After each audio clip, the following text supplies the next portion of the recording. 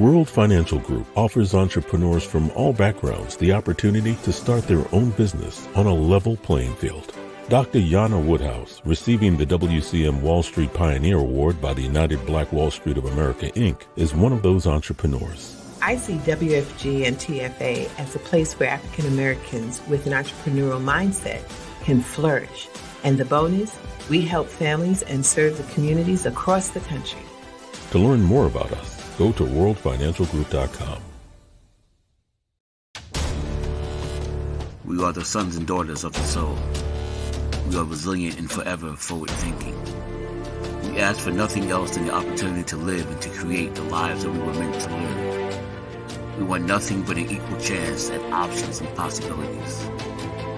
The same possibilities and options to live out our potential as our fellow man. We want to be heard, understood, and expressive in our reality.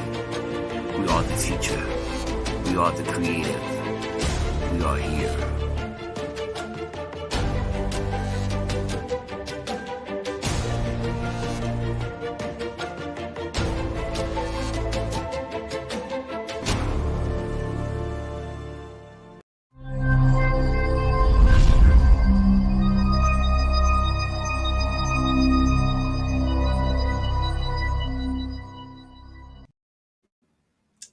Happy Monday, everyone. It is always a pleasure to be in this space, and I certainly hope that you all had an amazing weekend.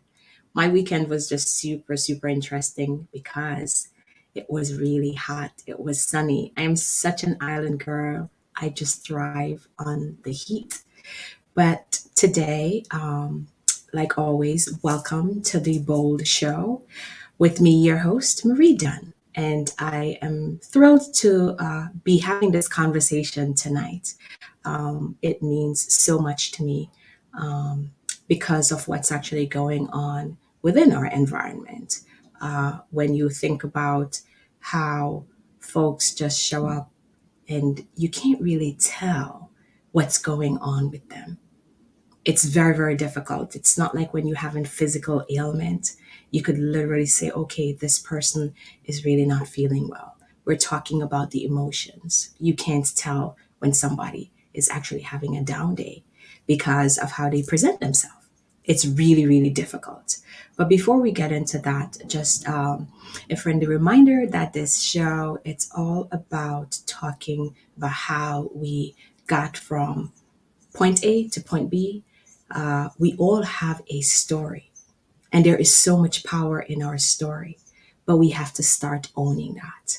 We have to believe in ourselves and be our authentic self. And how do we arrive at that?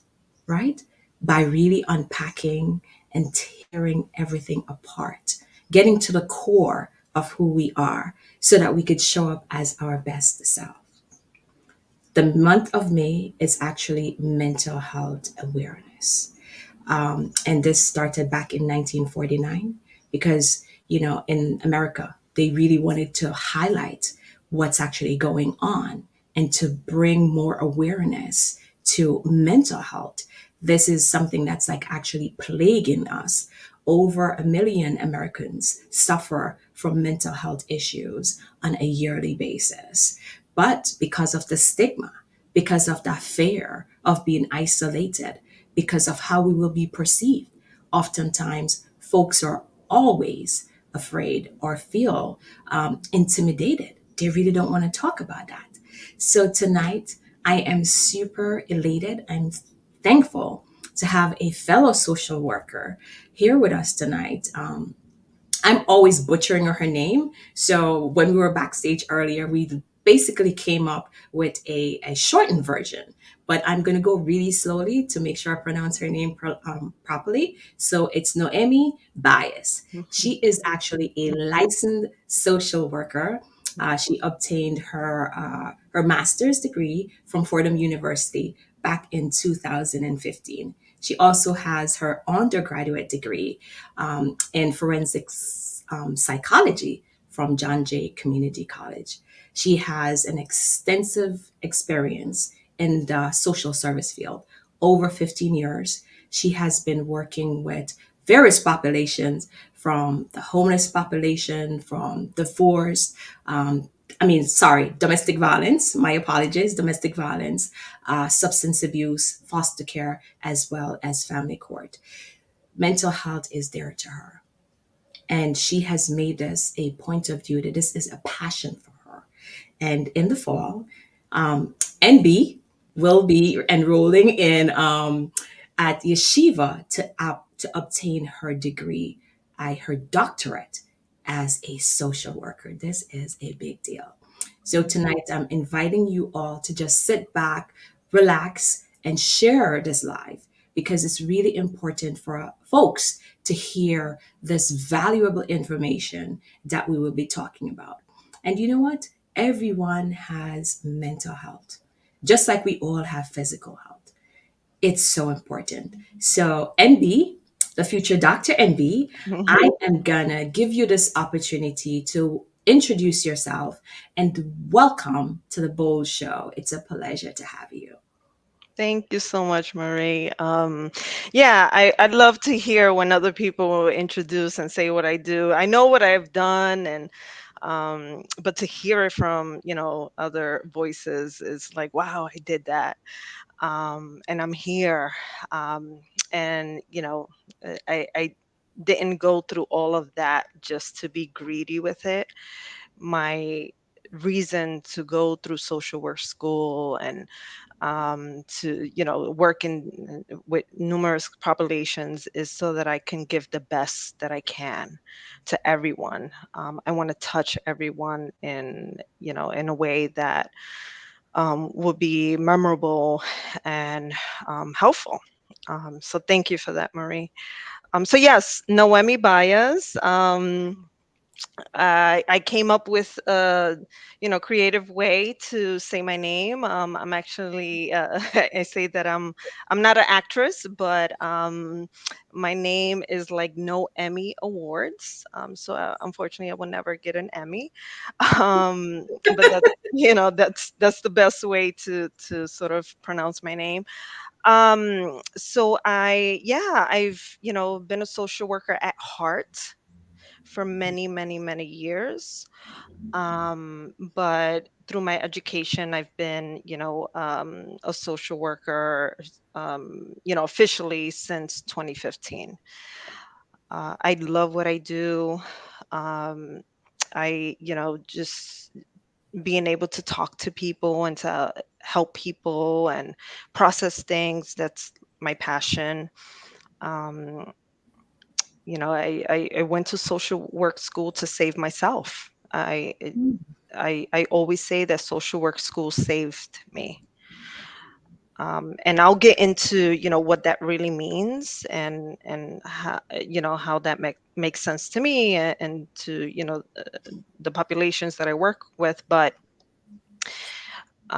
it's a combination of a lack of resources that are available to people, especially the Hispanic and Black community, but also a way of just tackling my own personal mental health issues in a different way, non-traditional way.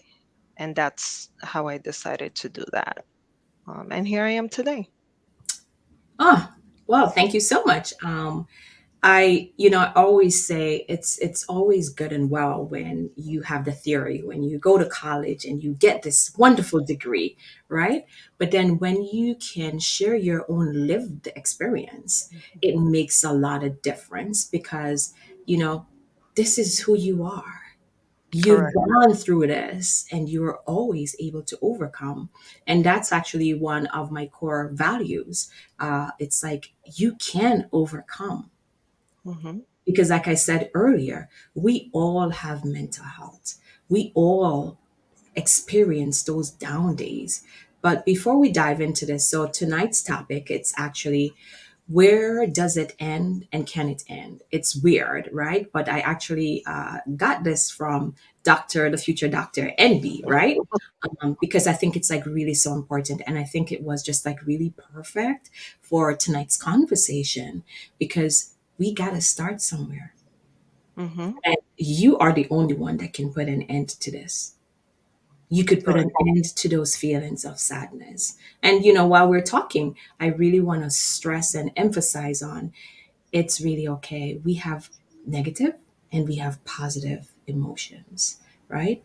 But you have to decide which one you want to take with you. You Correct. have control over it. And that's how it can end, right? So I am going to turn it back over to you. You said something that was really moving for me earlier when you said you've pretty much always been a social worker, but officially in 2015. Talk to me about that. Yeah, I'll answer that with just bits and pieces of, who I am and how I got into this journey is that the cards for me were always played differently. Um, statistically, I was not supposed to be where I am today. And what I mean by that is that I came from a background of parents that were in domestic violence relationships. I came from a separated home, a home of a lot of abuse and loss. One of the first true relationships that you learn how to be not only a person but a woman is from your mother. And I had lost my mother at a very young age, at 6 years old, and then had to sort of figure life out from there on out. And you know incorporating all the trauma and the further abuse that went on throughout my life, I was supposed to be, as the children that we work with right now, you hear these stories and you're like, wow, how could I help this person? But for me, I could have been that person, right?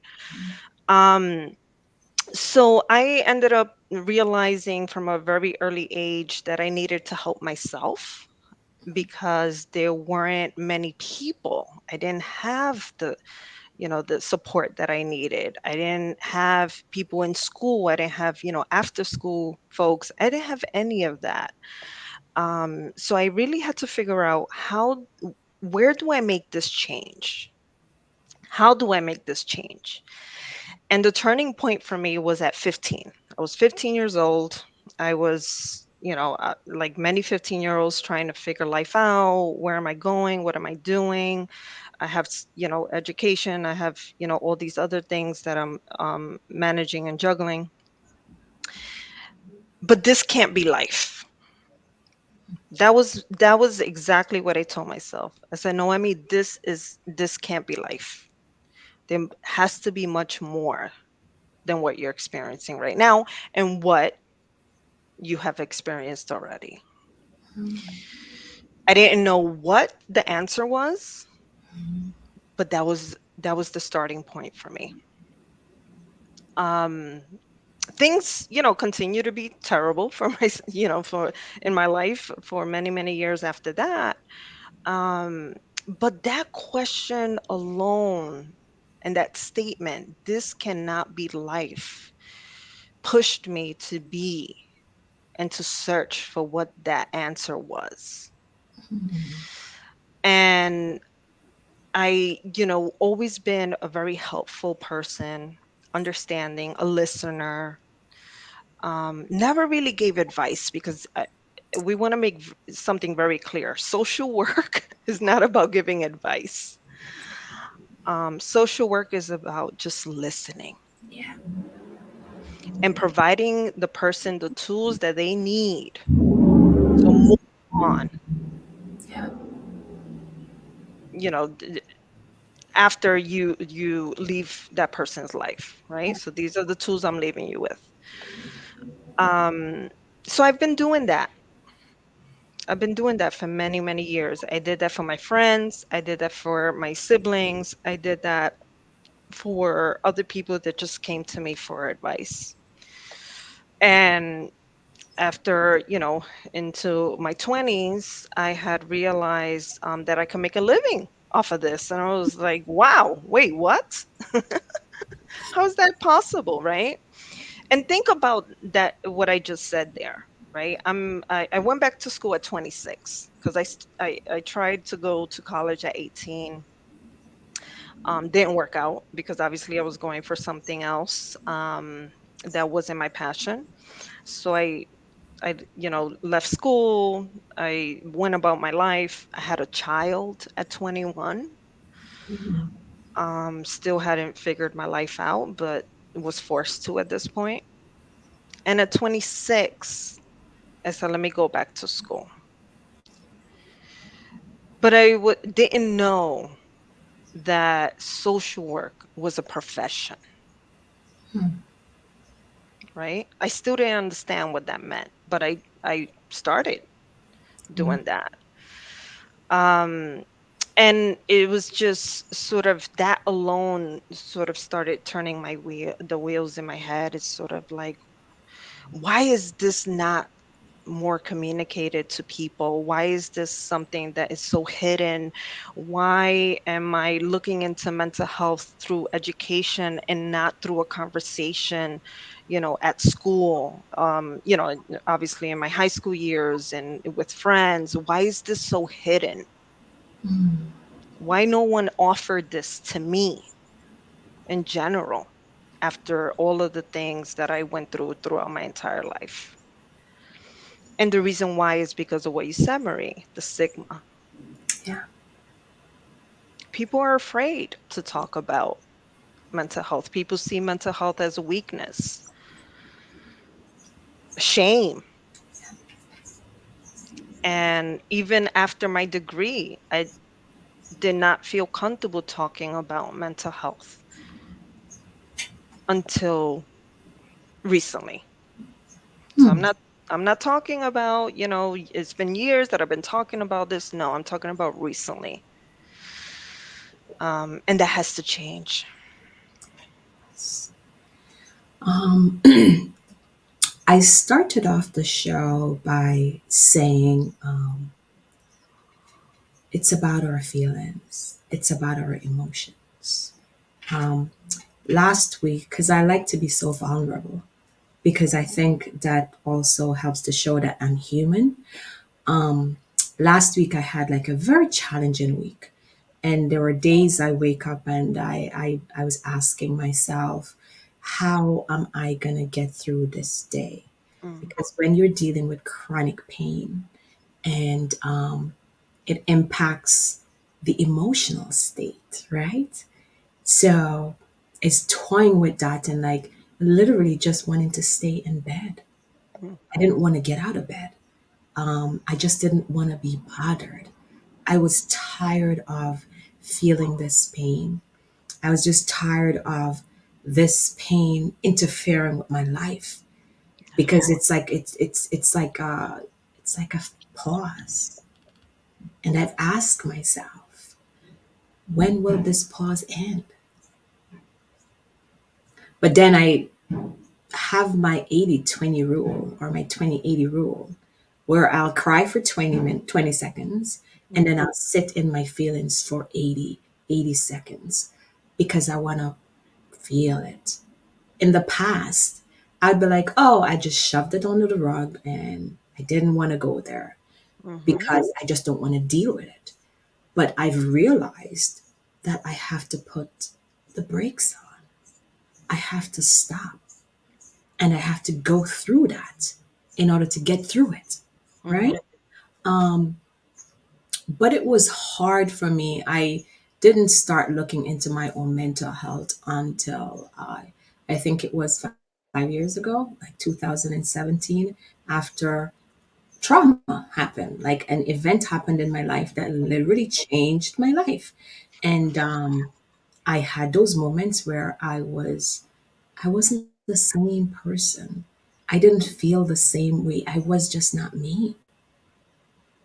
And I had to figure it out. And that's when I decided to go and get help. And I can't seem to shut up about it right now because it was like the best thing that could have happened to me in my worst moment. But yet, It's such an oxymoron. It was the best thing that could have ever happened to me.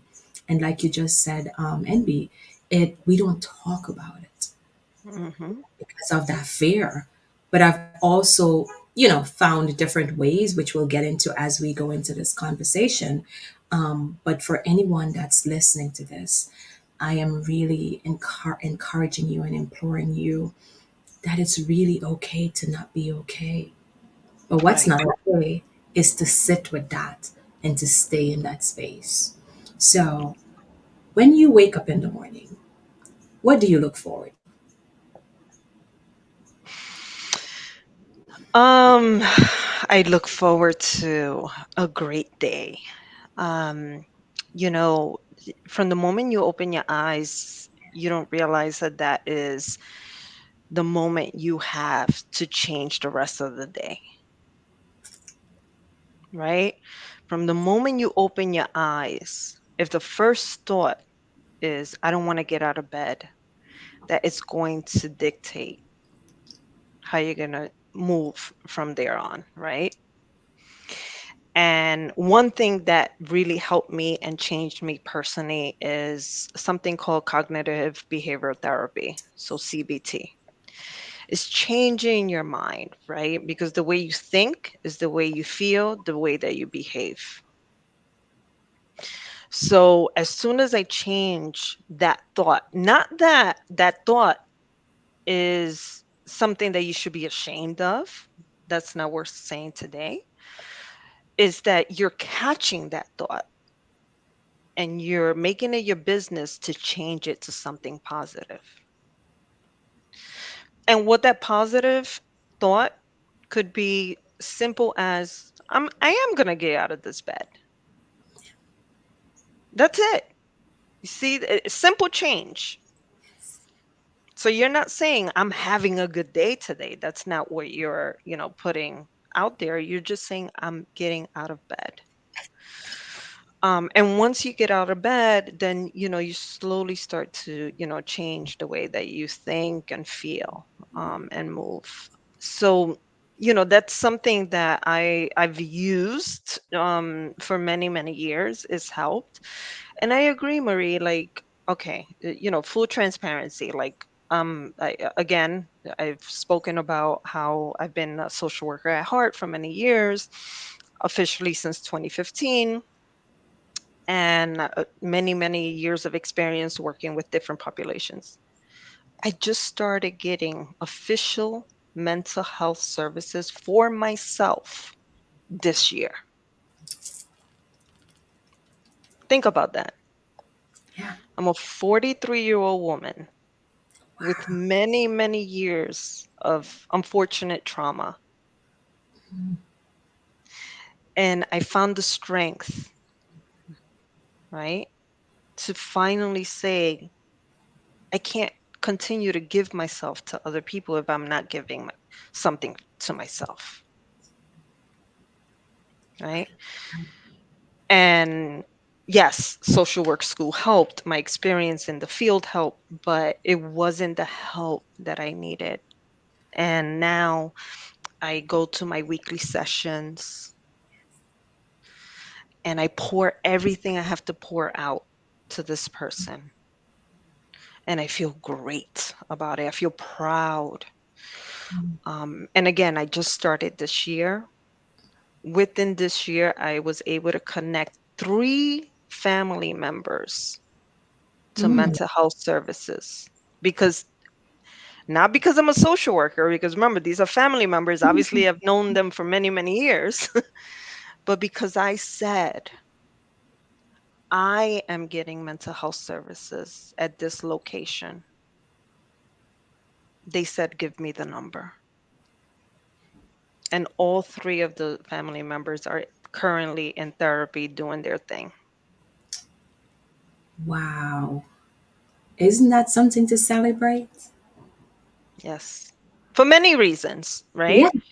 Because I started with myself. I'm, showing folks through, modeling, hey, this is what I'm doing. How about you guys try it? Even a licensed social worker needs help it's okay for you guys to get that help.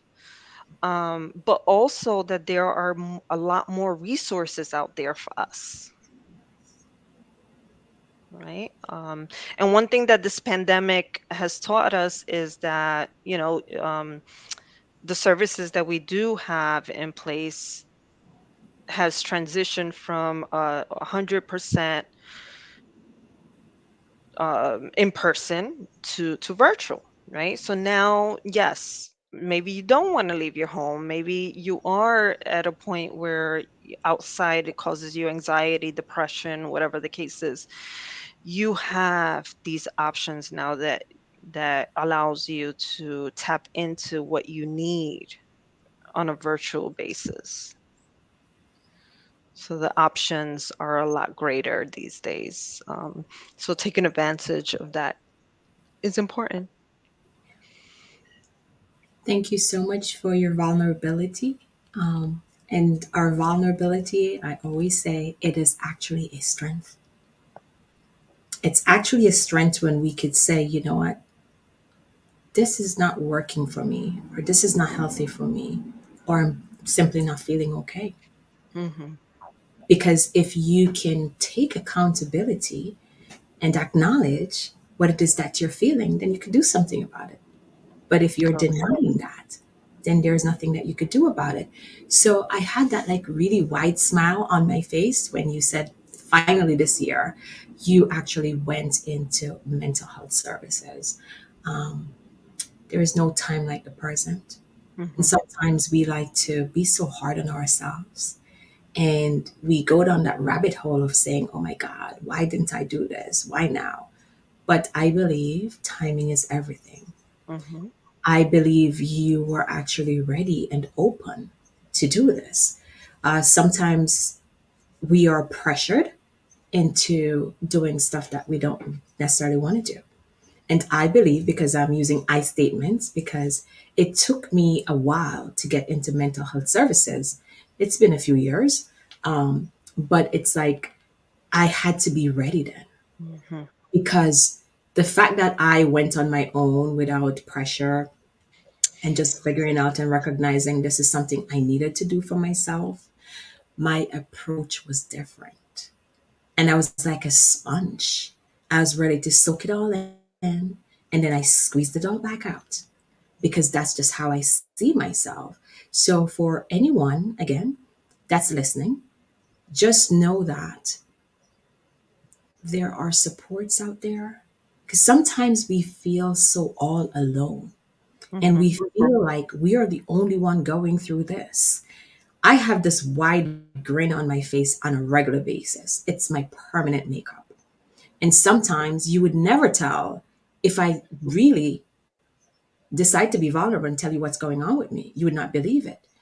But that's why I asked you that question, and be when you, what do you look forward to when you wake up in the mornings? That was so intentional, Hmm.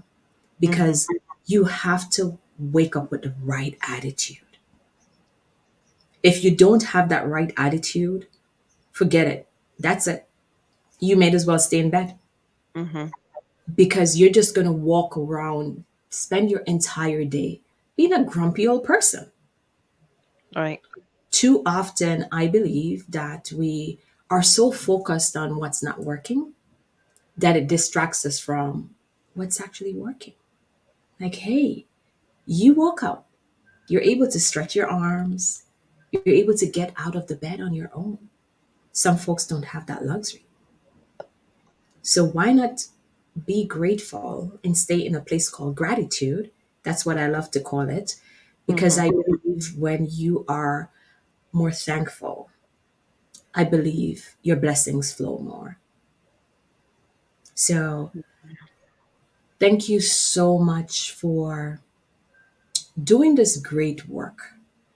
Oftentimes, when we think about the helping profession, I love to say that we wear so many hats as social workers, and oftentimes our profession is not as respected as it should be. But being a social worker is one of, I believe, one of the hardest jobs and one of the top 20 most dangerous jobs. Mm. according to studies. Yes. That's a whole different conversation. So for someone to say it's about your passion, because we could be candid here, social work doesn't really pay us a bunch of money for all we do. Nothing. So obviously, it has to be something that drives us, that pushes us, that Yes. wills us to do better. Um, so you have been in this field forever, but officially since 2015.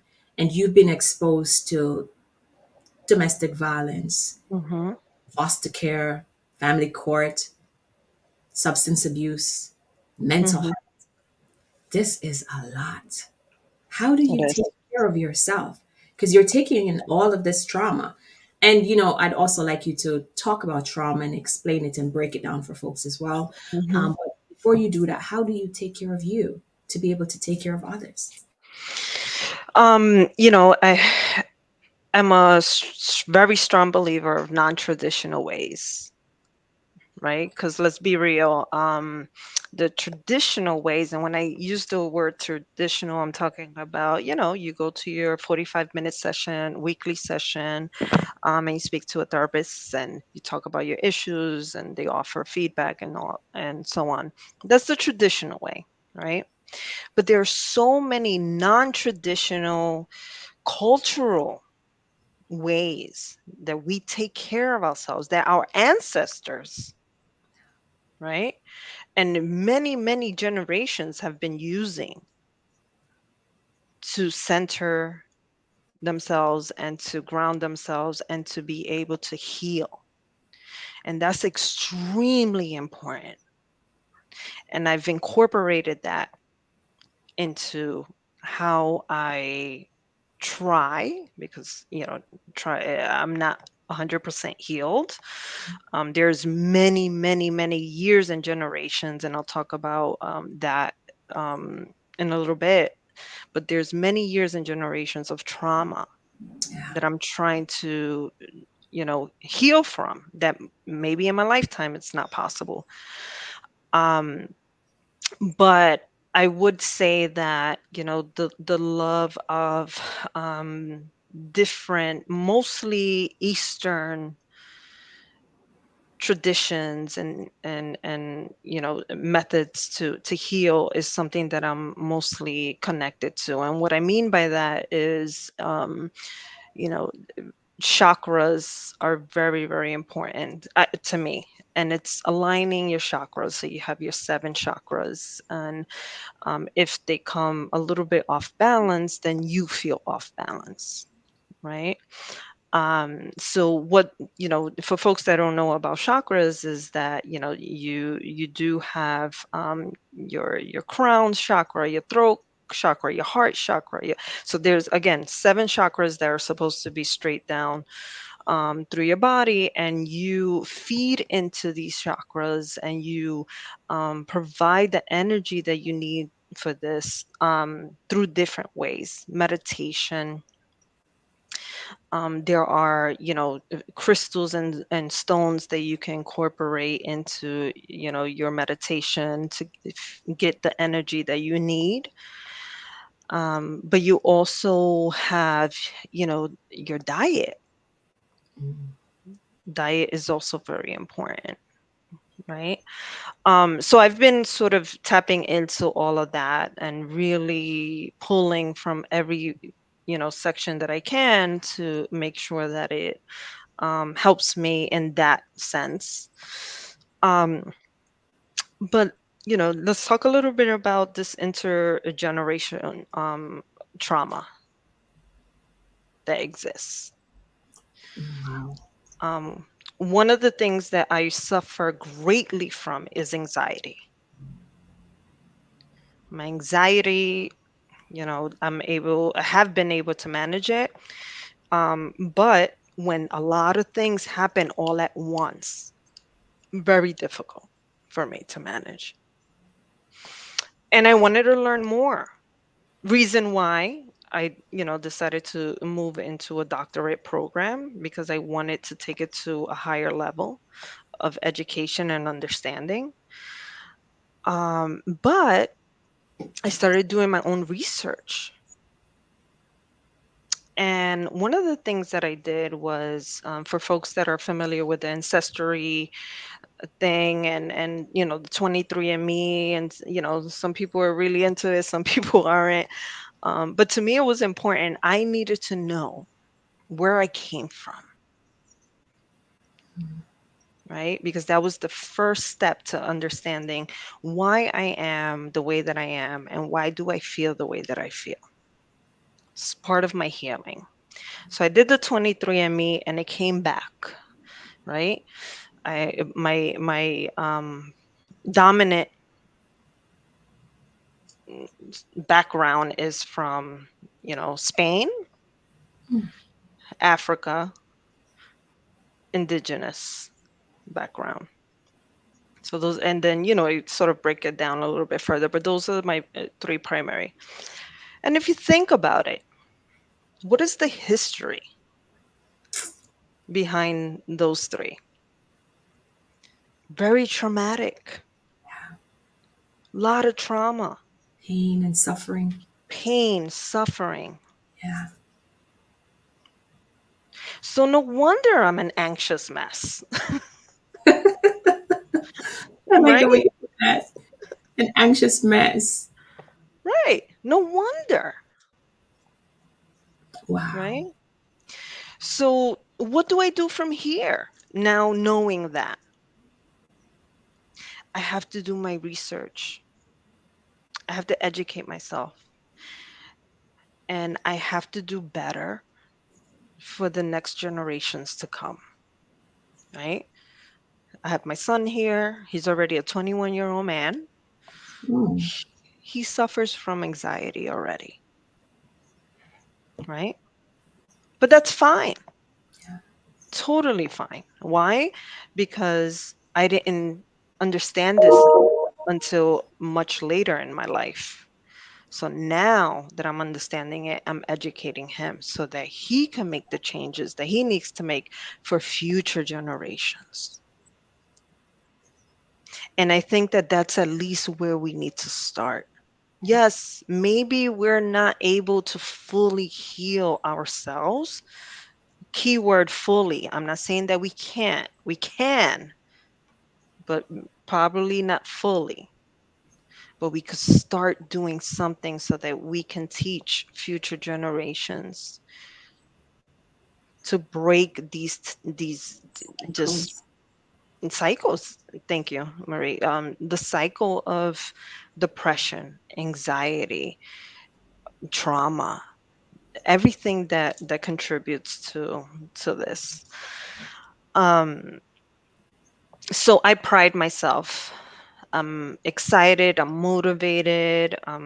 Passionate about what's next because the question that we ask: when does this stop, and can it stop? I say yes. And I say yes. Like you said, we have to start looking at ourselves. Um, I come up with all these things on my own.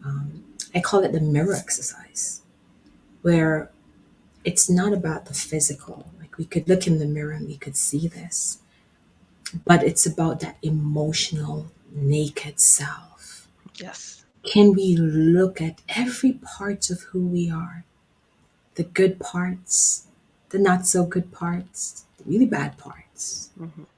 and still appreciate who we are and be willing to own it. Because we first got to own it Hmm. and not be ashamed of it, Yes. not allow it to cripple us. I love to say we are not our past and we are entitled to a past. I think when you get to that point where you have total autonomy over you, the individual, it makes a difference. Because, again, I'm going to be vulnerable. I remember having a conversation with my mom a few years ago, probably like in 2019. And mom was trying to convince me not to do something that she didn't think was appropriate. And I remember saying to her, I love my mom. She is my everything. I remember saying to her, I respect your opinions, but this is something I have to do for me. Mhm. Because we're all from the islands. Like, we all have that experience where the moment your parents found out that they're pregnant and they know the sex, we have assigned roles. Yeah. And from that, it's like you're basically being told how you should show up, who you should be, what you shouldn't be. It's really okay because we need that. But then there comes a point where we have to stop and we have to decide. It's about finding you, it's that identity. Really finding, not because NB is my mom, and not because this was her past. This is her, like living vicariously through me, like trying to tell me. I really have to stop and make sense of it all and figure out what portions of that teaching, that norm, I want to take with me. Does it work Right. for me? And Yeah. I think that's where we have to get to that point and really not be ashamed of it. Like, I literally just, like, after years of working on me, I Mhm. finally have arrived where I really don't worry about how people experience me, because it's also about being mindful of how I show up and how I treat others. But that's because I have done the work and I'm still doing the work, because it's a Yes. lot of work. Because this is years. I'm 45 years old. It's a lot of stuff. Exactly. A lot of stuff. So I'm going to ask of you, like, some concrete steps, like for someone who is probably don't have the luxury of having any supports whatsoever. And they're in that space where they can't see that light. They have no hope. What would you say to that person? Yeah. That's a great question, Marie, because I was there. Especially as a young child, not having their mother, obviously, and my darkest years were my teenage years. I needed to learn from someone, not just anyone, but my mother, how to be, how to go through the changes that you go through as a teenager, and being a female. And I didn't have that. I had my sisters. They were older than me, but they were still figuring it out too, right? I felt lost. I felt alone. I was in a different country. So I actually lived in Dominican Republic for quite a few years during my teenage years, from 11 to 18. So imagine the resources here lack. Imagine being, in an island like Dominican Republic back in the 90s. We would you would see someone with mental health issues and you would laugh and point at that person, right? That's what we knew how to, or learned how to deal with people with mental health issues. But going back to what I said earlier, I kept on telling myself, this can't be life, right? There has to be something greater. And yes, the death of my mother was very tragic, but it was also a avenue for me to follow and say, if my mother were alive, this is how she would want to live her life. And that's why I put myself through school. And that's why I did all of the things that I did, because I wanted her to live through me. That was that was my motivation.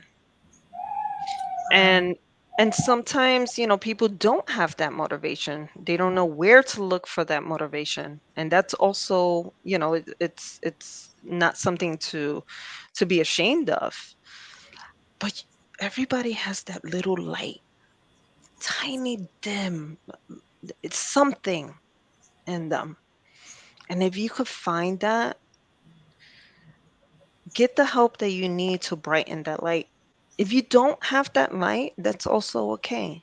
Still get the help. Something that you said, Marie, really resonated with me. And when you said, don't be ashamed of what your story is, Yeah. I was extremely ashamed to even say out loud that I did not have a mother, right? Because what's the first thing people do when you say, my mom passed away? Oh, I'm sorry to hear that. I don't want you to be sorry. I get it, right? I understand where that comes from. I appreciate it. But I was so tired of hearing people feel sorry for me, right? So I was ashamed to say that, believe it or not, for many, many, many years, until I said, no, this is part of my story. This is my story. And I'm going to share it. I'm going to be open about it. I'm not going to be ashamed. But I always say I need to write a book about everything that has happened to me in my life. But obviously, there's no end to that book just yet, because I'm still going. But just to show people that there's so much darkness that life throws at you, but there's also a lot of blessings, sometimes in disguise. And you just have to open your eyes wide enough, and your heart and your soul, to see that, so that you could be able to get out from that bed in the morning. And thank you so much for that, Naomi. Excellent point. And I just wanted to add to that as well, because I like to be so concrete. Um, I'm getting emotional thinking about it. There were days when I could not verbalize what I was feeling. Got a pen and paper, started writing it. Hmm. Because sometimes we got to be mindful of who we're sharing with, because they could create more harm, they could do more It's true. damage. So that's one thing I want folks to also be mindful of. So Yes. what worked for me, this is before I owned my stories, right? And owned my past. So I'd write it, and then discreetly I would just rip the paper out. And I recognized that made me feel better. Mhm. And I think that's how I just started, like, well, even looking back as like growing up as a child, I've always written. And this is what we know is, narrative therapy. Like, I've always been writing, because writing is my safe space. And I have control over that. Right. Because if I don't want you to see it, I could just rip it out. And when you mention about we all have that light, like, my heart skipped a beat. Mm. Because too often we're looking externally for the solutions, when the solutions, they're right here. Hmm. But we have to step away from all the chaos, the noise in our head, and all that distraction, and Yes. even from folks around us. Because sometimes, even though they're family and they're friends, sometimes we have to walk away from them, because Hmm. it's healthy for us. and to know it's okay. And to know sometimes when you're on that healing journey, it's going to feel it's so much isolation, but it's okay because this is your journey. It's your experience. It's not B and Marie, even though we may be siblings, Hmm. because we have two different paths. So we always want to be mindful of that.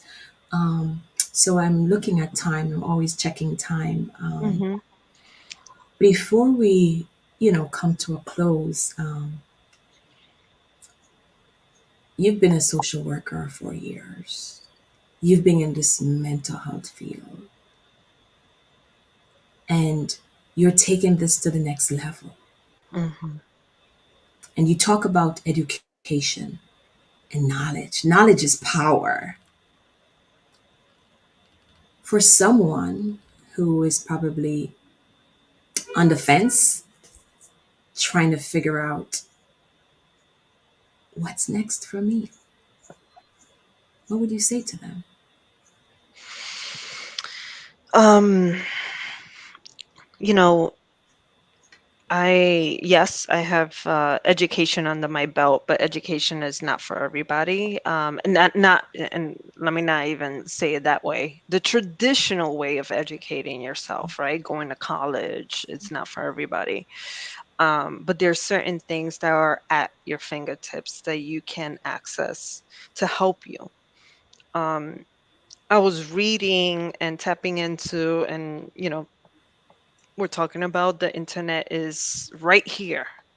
So there are things that are very helpful through the internet, but there are things that you have to stay away from. Um, but there's just so many resources these days. There's, a link that was put across when we first started, and that's it'll be put up again. But that was the resource that I used to get my own therapist, right? So that's helpful. But also, what I'm doing in addition to, all the other things that I'm doing, being in the field, being, going to school, doing all that stuff, I'm reading. I'm reading, and I'm reading everything.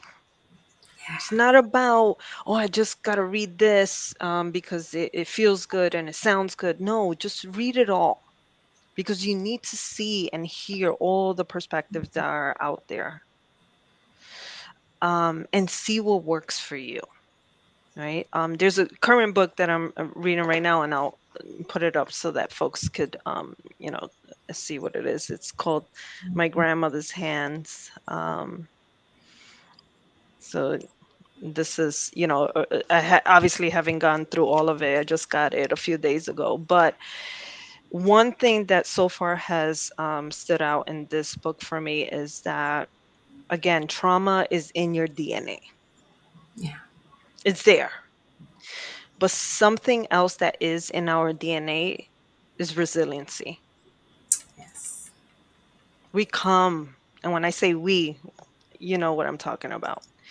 We come from such a resilient generation, and we've already been resilient.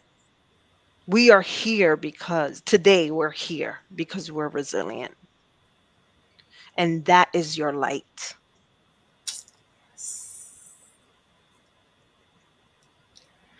So if anyone could take anything from this conversation today, is know that you are here for a reason, you are here for a purpose, um, and that is the start of your motivation.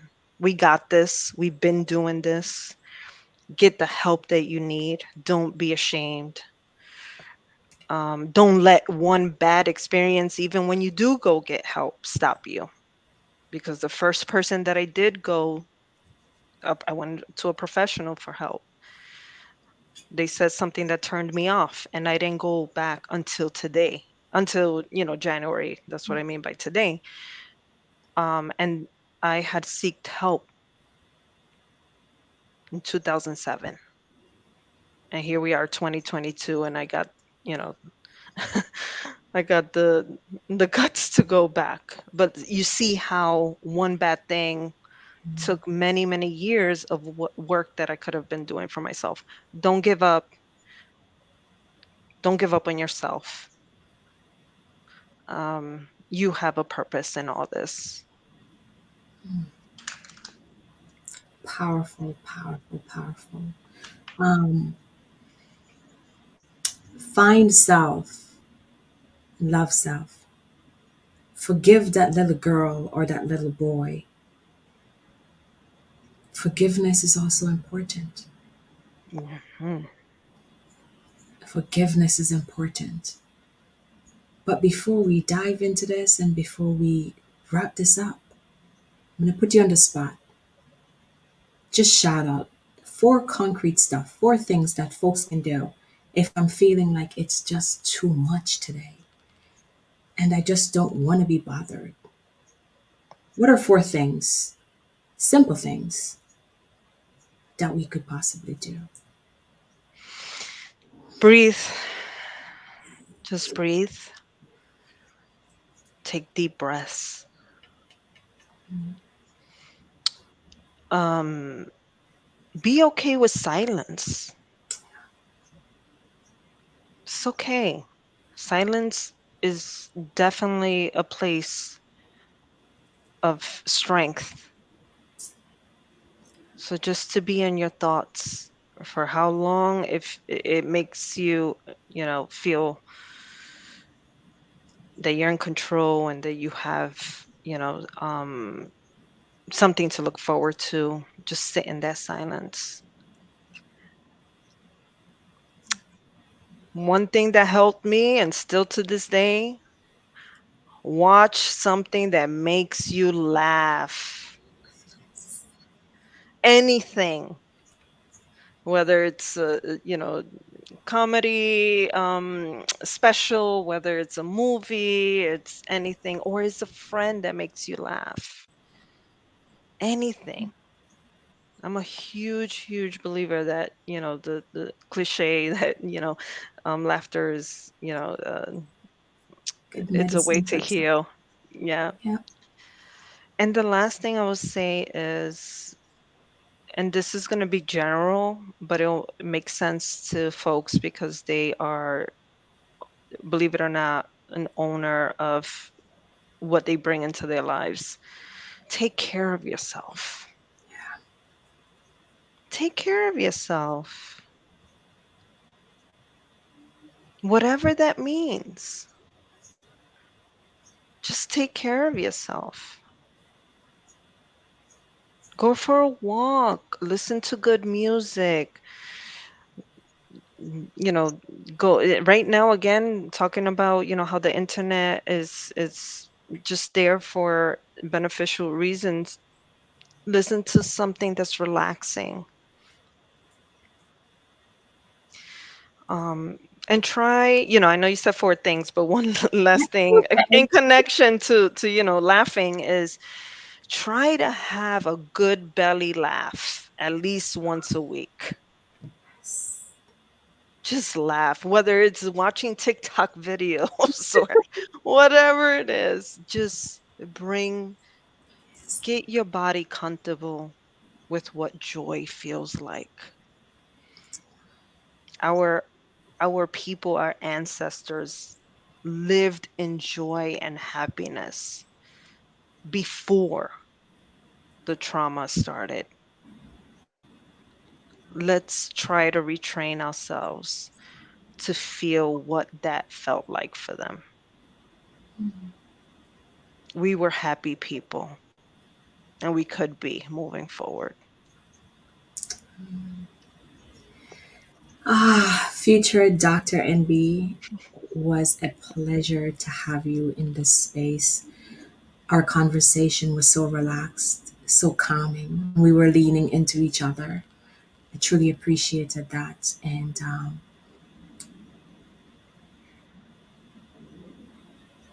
you are stronger than you think you are. Mhm. Don't overthink things, just let it go. Relax. Don't be too hard on yourself. You have to arrive at a place where you could be the best version of who you are. Stop worrying about what others are saying about you. Folks are always going to talk. Let them talk. Give them something to talk about. Hmm. Just be amazing, be fearless. And thank you so much. It was such a pleasure to have this conversation with you. And remember, mental health, it's every day. You're drinking out of that cup, you got to fill that cup up. Have Hmm. an amazing rest of the night on purpose. Remember, you're awesome. Stay awesome. Thank you so much. Bye, Thank everyone. you. Thank you, everyone. We are the sons and daughters of the soul. We are resilient and forever forward thinking. We ask for nothing else than the opportunity to live and to create the lives that we were meant to live. We want nothing but an equal chance at options and possibilities. The same possibilities and options to live out our potential as our fellow man. We want to be heard, understood, and expressive in our reality. We are the future. We are the creative. We are here.